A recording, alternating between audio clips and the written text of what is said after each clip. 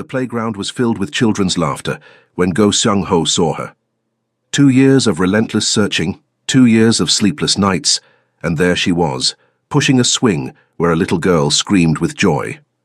Beside her, an identical boy waited his turn, and Seung-ho's heart stopped. Twins. She'd had twins. When he'd lost her, he knew she was pregnant, but with one child. Now, seeing 2 perfect copies of himself playing innocently, the magnitude of what he'd missed hit him like a physical blow. Camille looked up as if feeling the weight of his gaze. When their eyes met across the park, she went pale as paper. Her hand flew instinctively to her chest, protecting the heart he had broken without knowing.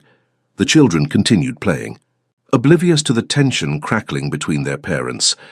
At 2 years old, they were too young to understand that the stranger watching them was the father they'd never known.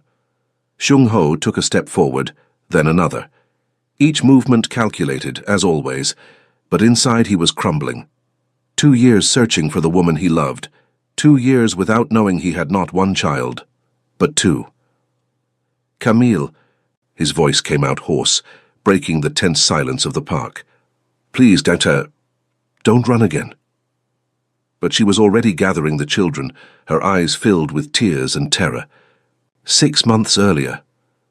The Moonrise Cafe sat in the heart of Seattle, a small cozy refuge among the glass and steel skyscrapers. For most people, it was just another place to get coffee. For Go Seung-ho, it was an unexpected sanctuary amid the chaos of commanding one of the most sophisticated import operations on the West Coast. At 35, Seung-ho had perfected the art of absolute control. Every word measured, every expression calculated, every movement deliberate. As leader of an organization that moved millions through containers at the Seattle port, he couldn't afford to show weakness. His legitimate businesses importing Asian electronics and art served as the perfect front for more lucrative and more dangerous operations. That Tuesday morning he entered Moonrise as he always did, silent, observant, emanating an aura that made other customers unconsciously step away. His dark grey suit was impeccable, black hair perfectly slicked back, and his dark eyes swept the environment with a predator's precision. "Good morning, the usual." The warm voice made him look up from his phone screen. Camille Turner stood behind the counter, smiling with a genuineness that caught him off guard. Rich mahogany skin glowing under the cafe's soft light, natural curly hair pulled into a high bun that highlighted the elegance of her neck, dark brown eyes that seemed to see through the masks people wore. "Double Americano." "No sugar," he replied, his voice naturally low and controlled. "Perfect. And how about trying our new blueberry muffin? I made them myself this morning." She leaned slightly over the counter, and he caught a faint scent of vanilla and cinnamon. "I promise you won't regret it." Seung-ho studied her for a moment. In Korea, employees were respectful but distant. Here, especially with him, people usually became nervous, stammered, avoided eye contact. But this woman, she treated him as if he were any normal customer, as if he were just a man. "All right," he said, surprising himself. Her smile widened. "Great choice, you'll see it's addictive." As she prepared his coffee with efficient and graceful movements, Seung-ho found himself watching more than he should. The way she hummed softly while working, how she greeted other customers by name, how her eyes lit up when she talked about the pastries she made. "Here you go," she said, sliding the cup and muffin across the counter. "And don't forget, if you don't like it, I'll make another coffee for free." "That won't be necessary," he replied, leaving a $20 bill. "Keep the change." Her eyes widened. "Sir, that's too much." "Seung-ho," he interrupted softly. "My name is Seung-ho." "Camille," she replied, still holding the bill. "And thank you. But really, this is too much." "The service is worth the price," he said simply, taking his coffee and muffin. When he tasted the muffin later in his office, Seung-ho had to admit, she was right. It was addictive. The next morning he returned, and the next, and the next. Always at the same time, 7:30 a.m., before meetings, before the chaos of the day began. Always the same order, but now Camille had the coffee ready before he even asked. "You're very punctual," she commented on the 5th visit, smiling as she handed over the double Americano. Swiss watches have nothing on you. Routine is important, he replied, but there was something softer in his voice. I agree, I wake up at 5 a.m. every day to make fresh pastries. My grandmother always said that food made in a hurry has no soul. Your grandmother was wise. She really was. Camille's eyes warmed with memory. She raised me after my mother. Well, after she couldn't take care of me anymore. Grandma taught me that honest work and a genuine smile can open any door. Xiang Ho felt something strange in his chest, a pang of something he hadn't felt in years, genuine curiosity about another person. And did it work? He asked. I'm still finding out, she laughed. But so far I can't complain. I have wonderful customers, a job I love, and I can pay the bills. For me, that's success. Simplicity, honesty, contentment with small things. Concepts Xiang Ho had forgotten existed. 2 weeks later, the routine had become the highlight of his day. Camille always had a new story, about the elderly customer who came every day since his wife died, about the college student she let study for free in exchange for help during rush hours, about her plans to one day open her own bakery. You never talk about yourself, she observed one morning, resting her chin on her hand while the cafe was empty. I know you like double Americanos, that you're always punctual, and that you have the rarest smile I've ever seen. But that's all. There's not much to tell, Xiang Ho lied softly. Everyone has a story, she insisted. Let me guess. You work in finance? Law? You have that important man vibe. If she knew how important and dangerous he really was. Import, he said, technically true. Asian products. How interesting. You must travel a lot. Sometimes. Xiang Ho hesitated, then heard himself asking, And you? Always wanted to work in coffee? Actually, I'm studying business administration at night. The cafe pays the bills while I work on my business plan. Her eyes sparkled with passion. Someday I'll have my own bakery, specializing in pastries that mix traditions, my grandmother's recipes with French techniques I'm learning online. The determination in her voice, the way her eyes lit up when she talked about her dreams. Xiang Ho found himself genuinely impressed. When was the last time someone had talked to him about dreams instead of fear or greed? I'm sure you'll succeed, he said, and really believed it. The smile she gave him in response made something dangerous happen in his chest, something he had buried long ago under layers of control and necessity. Hope. As he walked to his car that morning, Xiang Ho didn't notice that for the first time in years, he was smiling. A month later, Xiang Ho had become part of Moonrise's routine. Camille always waved when she saw him arriving, had his coffee ready, and saved the last blueberry muffin for him. Other employees greeted him respectfully, but it was with her that he talked, really talked. You look tired today, she observed, studying his face with genuine concern. Rough night? Xiang Ho had spent the early morning dealing with a problematic shipment, rivals trying to interfere with his port operations. 3 men hospitalized, territory reaffirmed, message sent. But looking into Camille's worried eyes, he felt the weight of his dark world in a new way. Long meetings, he said simply. I hate when work consumes our lives, she sighed, handing him his coffee. My grandmother used to say that a man who can't sleep peacefully is carrying too many burdens. If she knew the burdens I carry... Your grandmother had great wisdom, he murmured. She really did. She always said she could see people's souls in their eyes. Camille studied him with an intensity that made him feel exposed. Yours have many stories. Xiang Ho felt something tighten in his chest. Not all are stories worth telling. The best people are those who survived the worst stories, she said softly. They know the value of kindness because they know the price of cruelty. For a moment, the cafe around them disappeared. It was just the two of them, and the way she looked at him, not with fear or interest in what he could offer, but as if she really saw him, the man behind the cold mask. Camille, he began, not knowing what he wanted to say. Yes? Would you like to have dinner with me? The words came out before he could stop them. In his world, Xiang Ho never acted on impulse. Every move was calculated, every word measured, but something about this woman made his carefully constructed defenses crumble. Her eyes widened, genuine surprise painting her features.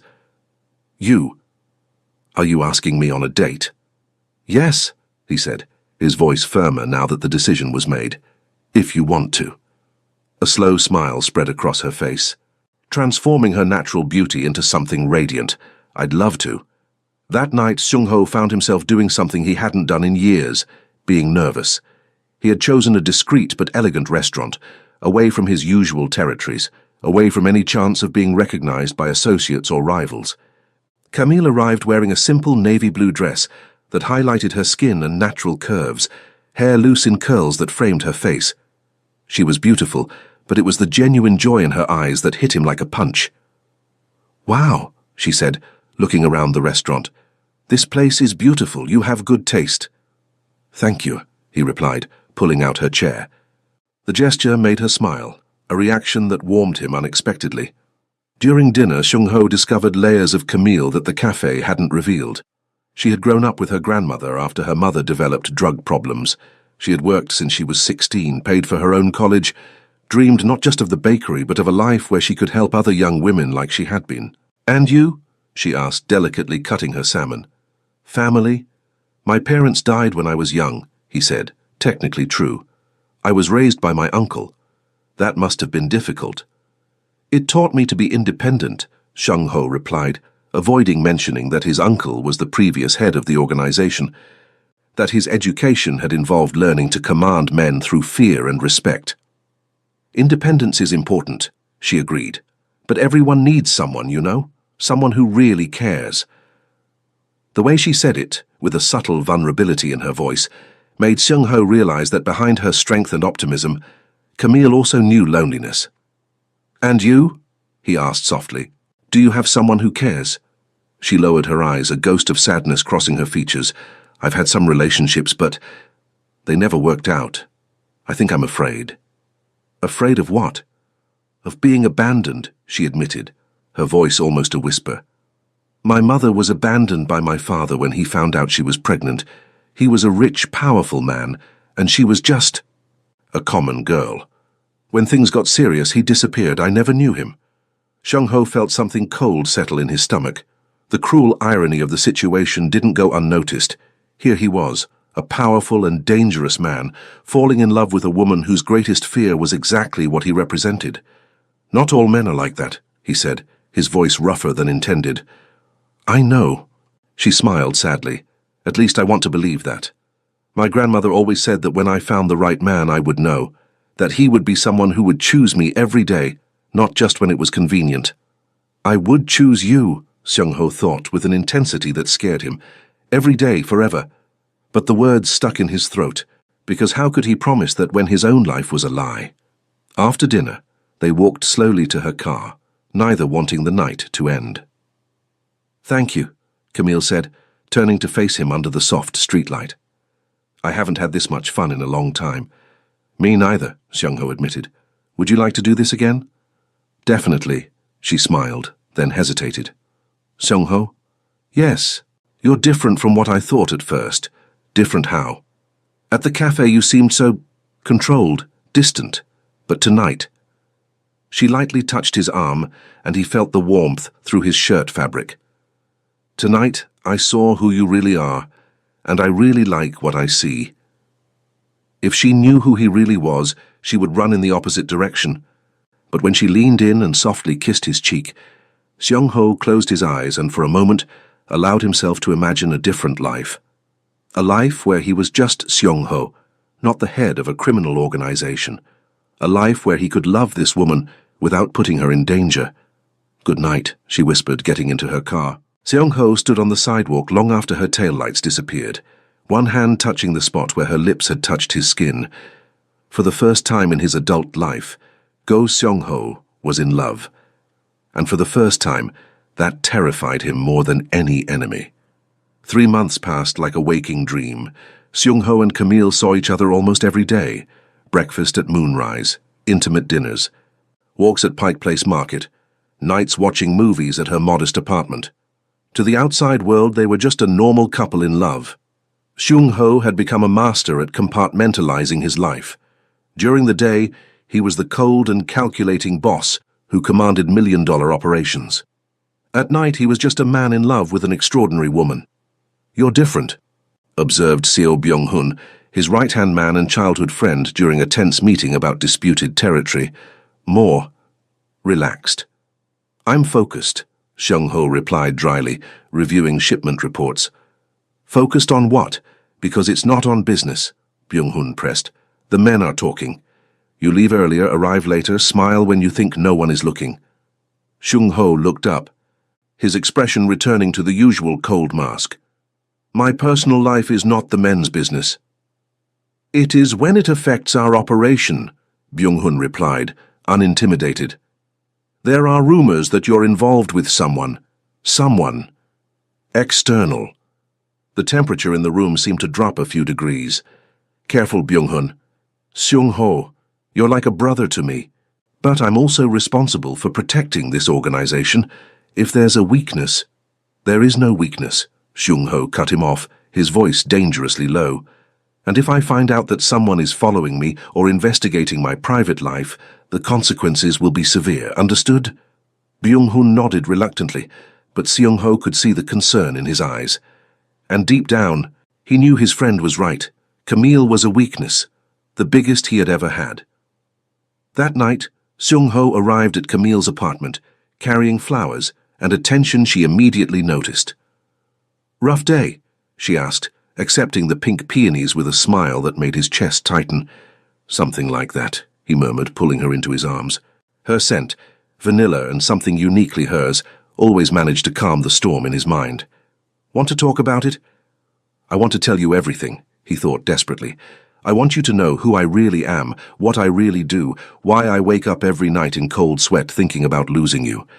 "Just work problems," he said instead, kissing her neck. "Nothing that matters now." They made love that night with a desperate intensity that left them both trembling.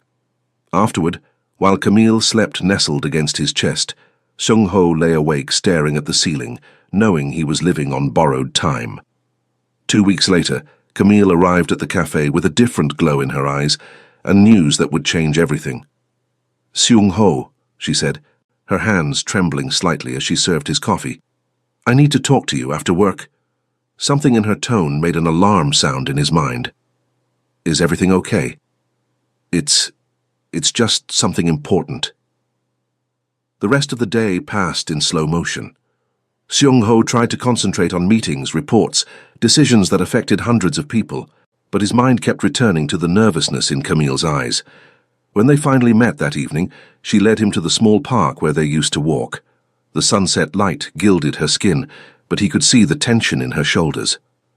"Camille, what's happening?" She stopped walking, turned to face him, and took a deep breath. "I'm pregnant." The world stopped. Seung-ho felt like he had been punched in the stomach. Joy, terror, fierce protection, panic. Everything mixed in an emotional storm he could barely process. "Pregnant," he repeated, his voice coming out hoarse. "I know it's unexpected," she said quickly, misinterpreting his silence. "I know we didn't plan this, that maybe it's too early, but—" "Camille," he interrupted her, taking her trembling hands. "You're carrying my child?" "Yes," she whispered, tears shining in her eyes. "And I know it's scary, but I want this, Seung-ho. I want to have your baby." The joy that exploded in his chest was unlike anything he had ever felt. Pure, overwhelming, transformative. He pulled her into his arms, spinning her in the air while she laughed through tears. "I love you," he said against her lips, the words coming out before he could stop them. "I love you so much, Camille." "I love you too," she whispered back, and for one perfect moment, the world was just the two of them and the miracle growing inside her. But then reality began to seep in. A baby, a family. Responsibilities that went far beyond protecting just Camille. How could he raise a child in his world? How could he be a father when his own hands were stained with blood? "Seung-ho?" Camille pulled back slightly, studying his expression. "Are you okay?" "I'm processing," he said honestly. It's a lot." "I know, for me too." She touched his cheek softly. "But we'll figure it out together, right? One step at a time." Together. How he wished it could be that simple.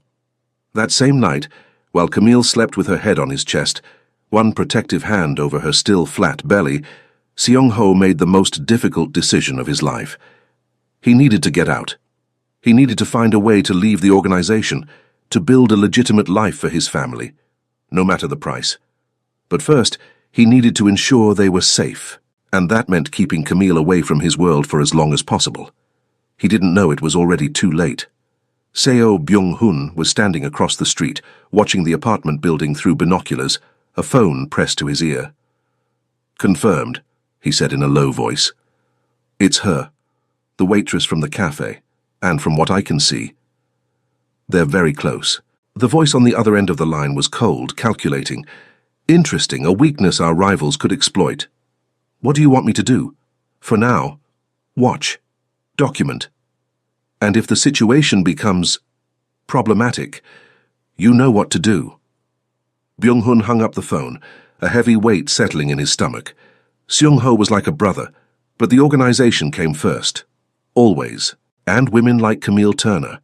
They were complications that men like them couldn't afford to have. 6 weeks later, Camille's life had become a fairy tale. Seung-ho was attentive, protective, and completely devoted to her and the baby. He had insisted on paying for all medical appointments, had transformed her guest room into a future nursery, and spent hours with his hand on her belly, speaking in Korean to the child growing inside. "What are you saying?" she asked one night, smiling as he murmured soft words against her skin. "I'm telling them about you," he said, kissing her belly. "How strong, intelligent, beautiful you are. How lucky they are to have you as a mother. And about Daddy? What are you saying about him?" Seung-ho hesitated, something dark crossing his features. "That he will protect you both always." There was something in his voice that made her sit up, studying his expression. "Seung-ho, are you okay? Lately you seem worried." "I'm just thinking about the future," he said, avoiding her eyes. "Wanting to make sure I can provide for our family. You already provide. We don't need much. We need security," he interrupted, a strange intensity in his voice. "We need to know you'll always be protected." Camille frowned. Lately, Seung-ho had become almost obsessive about security.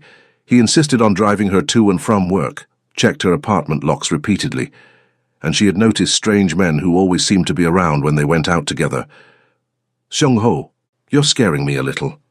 Why all this concern about security?" He finally looked at her, and for a moment she saw something in his eyes that made her shiver. Fear, guilt, and something darker she couldn't identify. "There are things about me you don't know," he said slowly. "Then tell me." "I can't." "Why not?" Frustration was growing in her voice. "Seung-ho, we're going to have a child together. There can't be secrets between us. Some secrets exist to protect those we love," he said softly, touching her face. "Trust me." But for the first time since they met, Camille found herself questioning whether she really could. The next morning, everything changed. Camille was at the cafe preparing for the morning shift when Detective Angela Coleman walked in. She knew the detective. Angela was a regular customer, always kind, always professional, but today there was something different in her posture. "Camille, can I speak with you privately?" "Of course," Camille said, wiping her hands on her apron. "Is everything okay?" Angela looked around the nearly empty cafe, then leaned over the counter. "I need to ask some questions about Go Seung-ho." Camille's blood ran cold. "What about him? How long have you been seeing each other?" "Why are you asking this?" Camille's voice came out higher than intended. "Camille, Seung-ho is being investigated by the FBI. He's suspected of leading a criminal organization involved in money laundering, smuggling, and—" Angela hesitated. "And violent activities." The world spun. Camille gripped the counter, feeling nausea rise in her throat. "That's impossible. Seung-ho works in import. He's a businessman." "It's a front," Angela said gently. "Camille, you're in danger. If he finds out you know—" "Stop." Camille raised her hand, tears burning her eyes. "Just stop."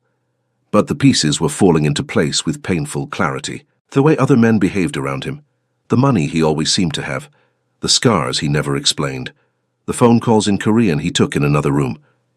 "There's more," Angela continued reluctantly. "We have information that rivals know about you, about your relationship. You could be being used as a target." My baby was Camille's first thought. My baby is in danger. What do I do? She whispered. Leave town tonight. We have a protection program. No. The voice came from behind them, cold as ice. Both turned to see Sung-ho standing at the cafe entrance, his expression more dangerous than Camille had ever seen. Two men flanked him, men she now recognized as the business associates he occasionally mentioned. Sung-ho, she whispered, instinctively placing a protective hand over her belly. Their eyes met across the cafe, and she saw the exact moment he realized she knew. The mask he wore with the rest of the world slipped for a second, revealing raw pain and desperation. Detective Coleman, he said, his voice returning to icy control. What a coincidence finding you here. Go, Sung-ho, you're under arrest. I'm not. He took a step forward, and Angela instinctively moved her hand to her weapon. And I suggest you leave. Now. Camille, come with me, Angela said urgently. Now. Camille looked between them, her heart breaking. The man she loved, the father of her child, was a stranger, a criminal. Everything had been a lie.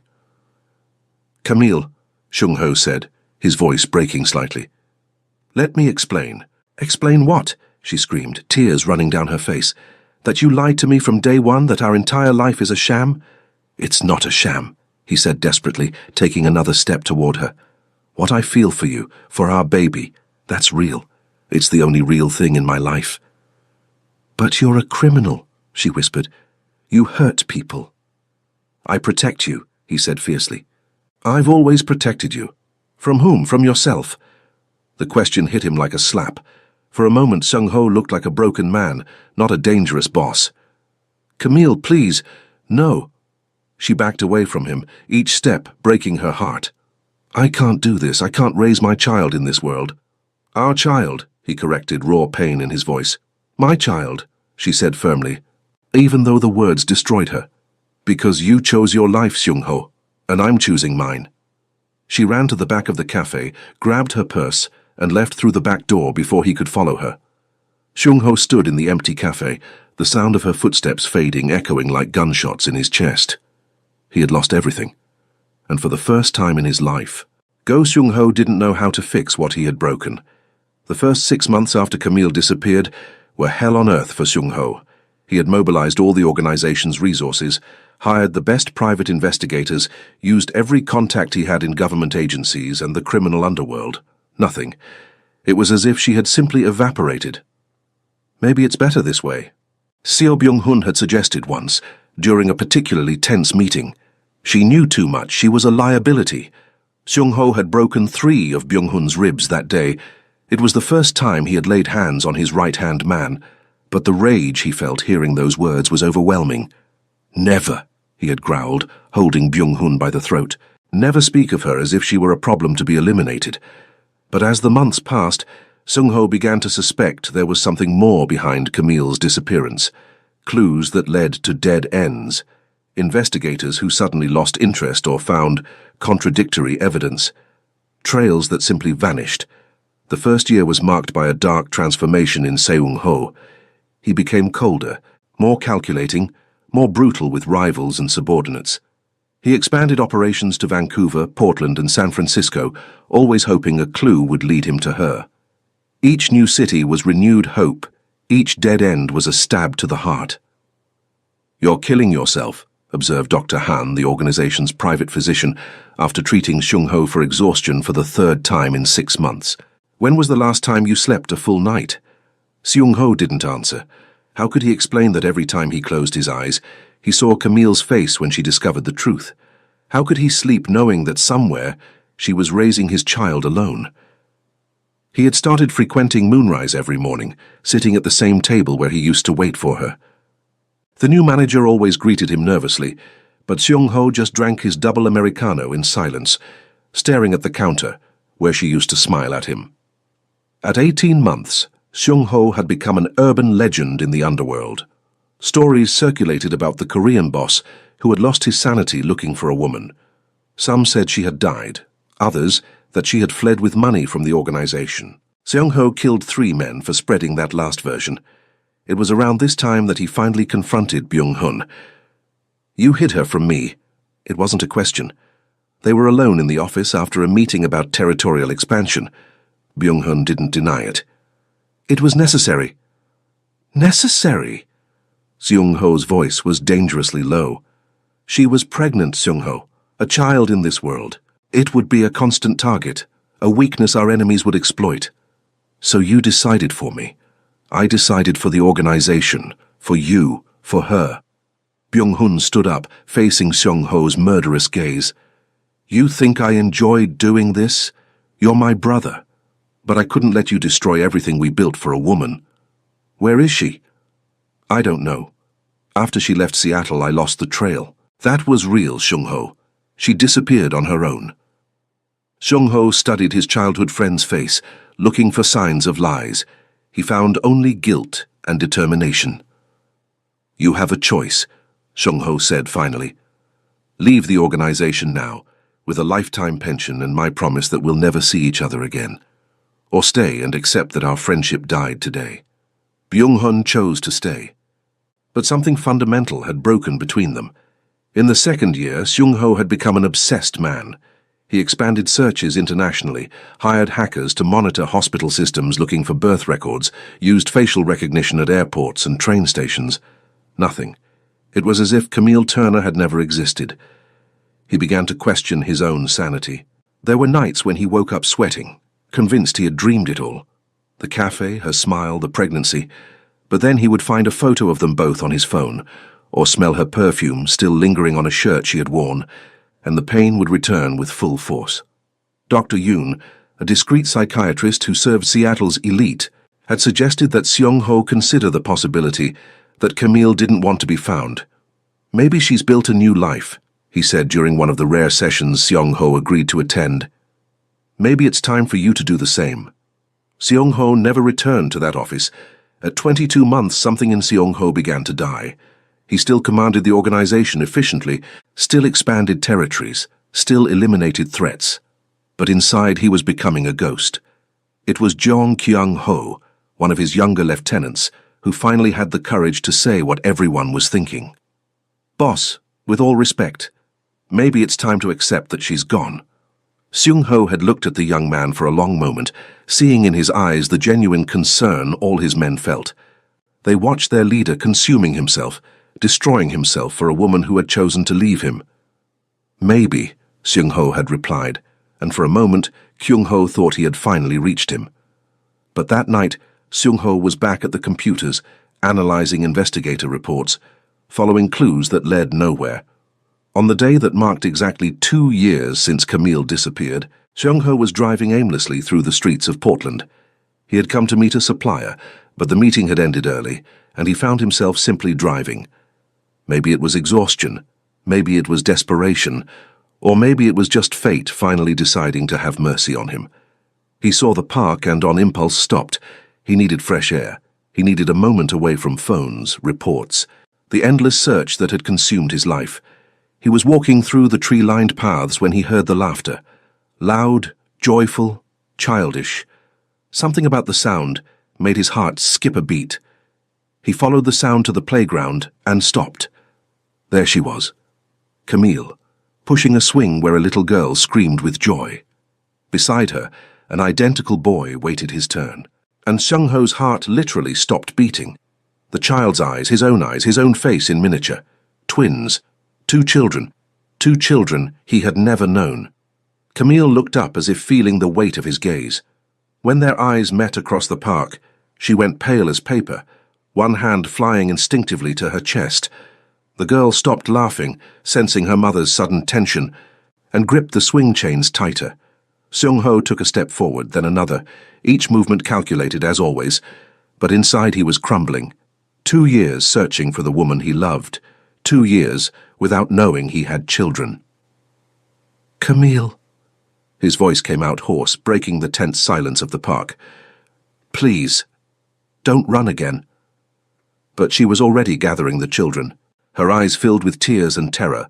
The boy pointed at Seung-ho with innocent curiosity, looking between him and his mother with confusion. Man, he said simply, as 2-year-olds do when seeing strangers. Seung-ho felt like he had been punched in the stomach. His own son didn't know him, To him, Sung-ho was just man. "Let's go home, babies," Camille said quickly, picking up both children with the desperate strength only mothers have. "Camille, wait," Sung-ho said, his voice breaking. "Please." She stopped, but didn't turn around. "What do you want, Sung-ho?" "I want to know my children. They're not your children," she said, but her voice trembled. "You lost that right when you chose your life over us." "I never chose anything over you," he said desperately. "I looked for you every day for 2 years." She finally turned around and he saw the raw pain in her eyes. "Liar." "I'm not lying. Camille, Stop." She raised her hand, tears running down her face. "Just stop. You had 2 years to find us if you really wanted to. 2 years." "But I searched." "Then why didn't you ever find me?" she screamed. "I didn't hide that well. I'm using my real name, working, living a normal life if you really wanted to find us." The realization hit Seung-ho like lightning. Someone had sabotaged his searches, someone close enough to have access to his operations, his investigations, Byung-hun. "Someone stopped me," he said slowly, rage beginning to boil in his veins. "Someone I trusted." Camille studied his expression, and for a moment he saw doubt in her eyes. "That doesn't matter now."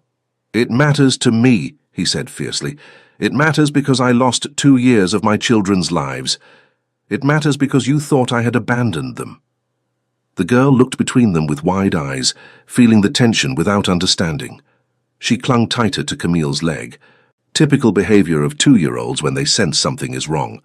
Sung-ho's heart broke seeing his daughter hide from him. "No, princess," he said softly, kneeling to her height, but keeping distance so as not to frighten her more. "Daddy never wanted to abandon you. Daddy looked for you every day." "Sung-ho, don't," Camille said quickly. "Don't confuse them. They deserve to know who I am," he said, looking at his children, with overwhelming admiration and love. "What are their names?" "Ivy," Camille said softly, pointing to the girl hiding behind her. "And he's Max." "Ivy and Max," Sung-ho repeated, as if memorizing the names. "Beautiful names." Max, braver than his sister, took a small step toward Sung-ho, curious despite the tension. "Man," he repeated, pointing again. "Ivy and Max." Sung-ho looked at Camille, seeing the love and fierce protection in her eyes. She had raised these children alone, had been mother and father, had chosen beautiful names for them. "You chose perfect names," he said softly. Ivy, still shy, stretched out a small hand toward Sung-ho, lightly touching the fabric of his shirt with the 2-year-old's natural curiosity. Sung-ho closed his eyes, feeling tears burn as he felt his daughter's tiny touch. "Hi, princess," he whispered. The children's innocence, who didn't understand the complexity of the situation, was like a knife to the heart. Sung-ho looked at Camille, seeing his own pain reflected in her eyes. "They don't know," Camille said quietly, tears running down her face. "They don't know they have a father." Max, noticing his mother was crying, clung to her leg. "Mommy sad?" he asked with a child's simple concern.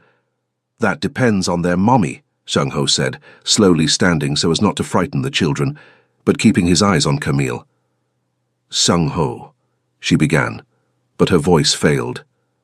"I've changed," he said desperately. "I left the organization. I'm trying to build something legitimate, something clean, for you." "You left?" Genuine surprise painted her features. "I'm in the process. It's complicated, but I'm making it happen." He took a step toward her. "Camille, I know I don't deserve a second chance. I know I broke your trust, that I caused pain. But these children, they're my chance at redemption, to be the man you always saw in me."